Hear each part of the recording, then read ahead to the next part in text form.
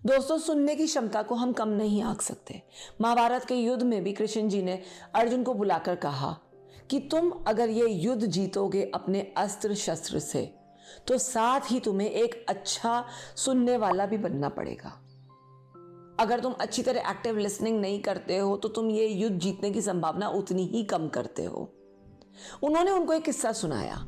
रामायण के युद्ध में जब लक्ष्मण मूर्छित पड़े थे तो हनुमान जी को कहा गया कि तुम जाकर संजीवनी बूटी उठा के लाओ।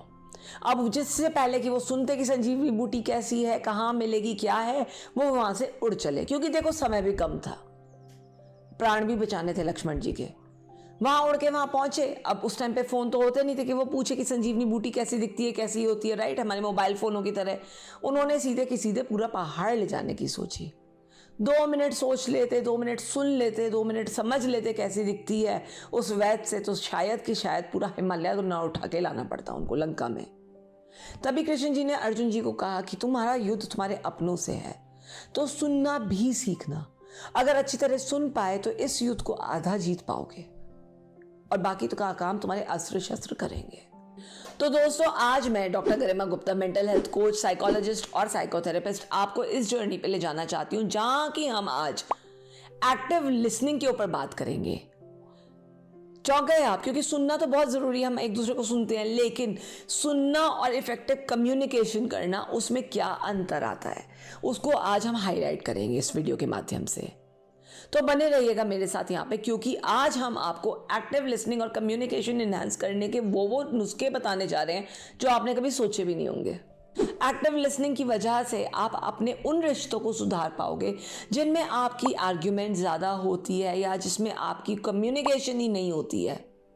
क्योंकि सिर्फ बोलना ही एक कम्युनिकेशन का जरिया नहीं है, सुनना भी एक कम्युनिकेशन का जरिया है। तो ये तो वो सागर है जिसके स्किल्स अगर आपने पहचान लिए, जिसके स्किल्स अगर आपने अपना लिए, तो आप इस दुनिया में उस मुकाम पर पहुंच जाओगे जो आपने सोचा नहीं था। लग रहा है ना डर कि किसी को सुनना पड़ेगा, कैसे सुनेंगे, कैसे महसूस करेंगे, कैसे ये इमोशंस के सागर में डूब पड़ेंगे।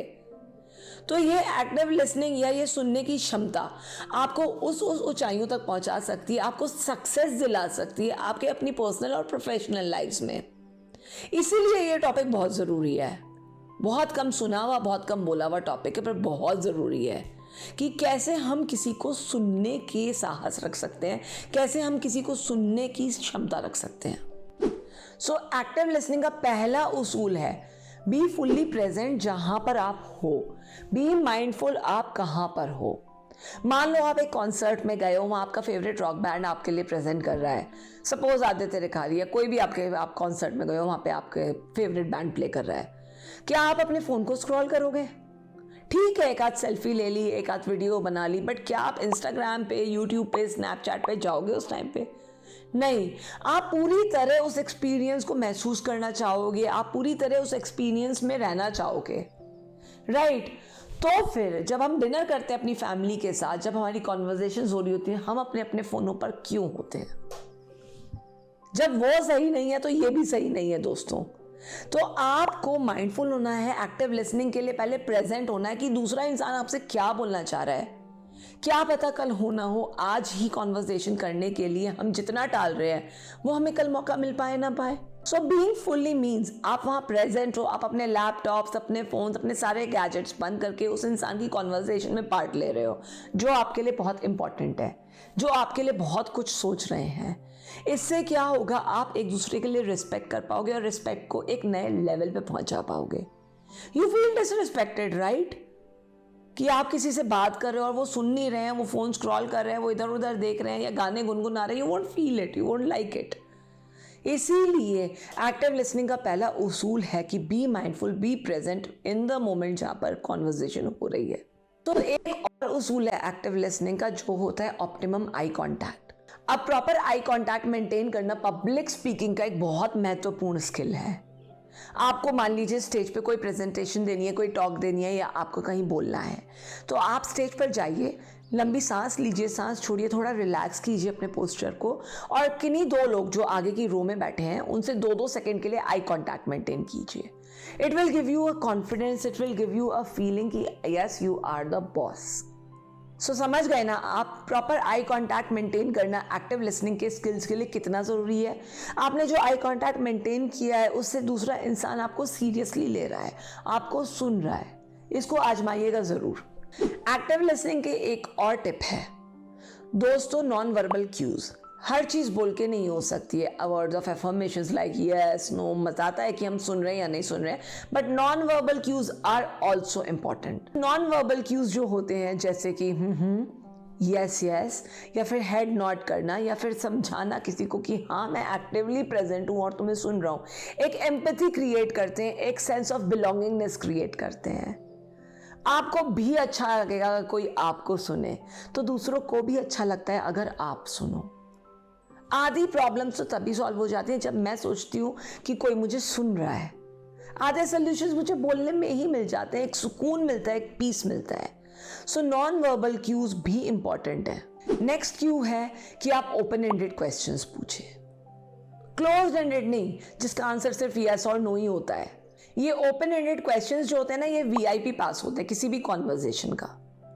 आपने पूछा, मैं उस कॉन्सर्ट में गई थी, आपने मुझसे पूछा कॉन्सर्ट कैसा था, अच्छा या बुरा, मैं आंसर कर दूंगी अच्छा था, तो कॉन्वर्जेशन खत्म, मैं कुछ और बोल ही नहीं पाऊंगी आपसे। आपने मुझसे पूछा कॉन्सर्ट में कौन कौन से सॉन्ग्स आपको अच्छे लगे, क्या क्या अच्छा लगा, कौन कौन था, कितने कितने लोग थे, कॉन्वर्जेशन वहीं स्टार्ट हो जाएगी। मैं आपको बताना चाहूंगी अपने एक्सपीरियंसेस के बारे में, मैं शेयर करना चाहूंगी। सो अगर आपके क्वेश्चंस ओपन एंडेड होंगे, they can spark the conversation.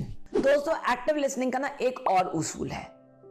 कोई आपको कुछ बता रहा है, अपने मन की बात बता रहा है, अपने बारे में बता रहा है, अपने आसपास के एनवायरनमेंट के बारे में बता रहा है, अपनी तकलीफों के बारे में बता रहा है, एकदम से ना रिएक्शन की जल्दी मत करना कि नहीं मुझे तो अभी बोलना ही बोलना है, मुझे तो इसे सलाह देनी ही देनी है, मुझे तो इसे जज करना ही करना है, मुझे तो इसे एडवाइस देनी ही देनी है।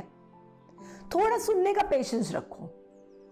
अगर आप एडवाइस देते हो, आप जज करते हो, तो कई बार क्या होता है, आप उसको अंदर तक उस इंसान से रिलेट नहीं कर पाते हो, रेजोनेट नहीं कर पाते हो, और फिर ये ना आपकी कम्युनिकेशन का लॉस हो जाता है।